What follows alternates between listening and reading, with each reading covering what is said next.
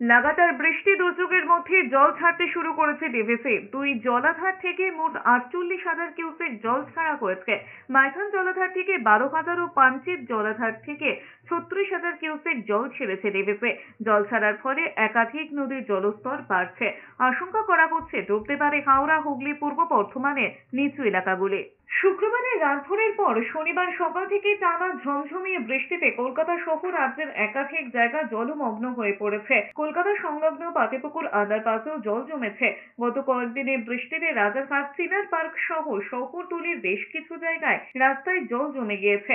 একই ছবি দক্ষিণের জেলাগুলিতেও। টানা বর্ষণে দুর্ভোগের ছবি ধরা পড়েছে রাজ্যের আরো অন্যান্য জায়গাতেও।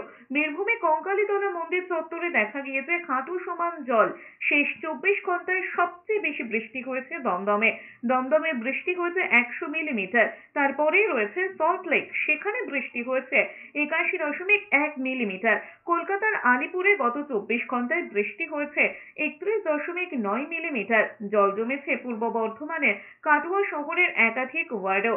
ডায়মন্ড হারবারে শনিবার সকাল 8:30 পর্যন্ত বৃষ্টি হয়েছে 80.4 মিলিমিটার। আসানসোল ও পুরুলিয়াতেও যথাক্রমে 75.6 মিলিমিটার এবং 62 মিলিমিটার বৃষ্টি হয়েছে। উত্তরবঙ্গের ক্ষেত্রে মালদায় গত 24 ঘন্টায় বৃষ্টি হয়েছে 59.1 মিলিমিটার। বহরমপুরে বৃষ্টি হয়েছে 51 মিলিমিটার।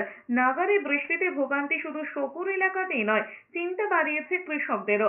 একাধিক জায়গায় চাষের জমিতে জল জমে গিয়েছে। তবে স্বস্তির বিষয়, শনিবার থেকে আবহাওয়ার কিছুটা উন্নতি হতে পারে দক্ষিণের জেলাগুলিতে।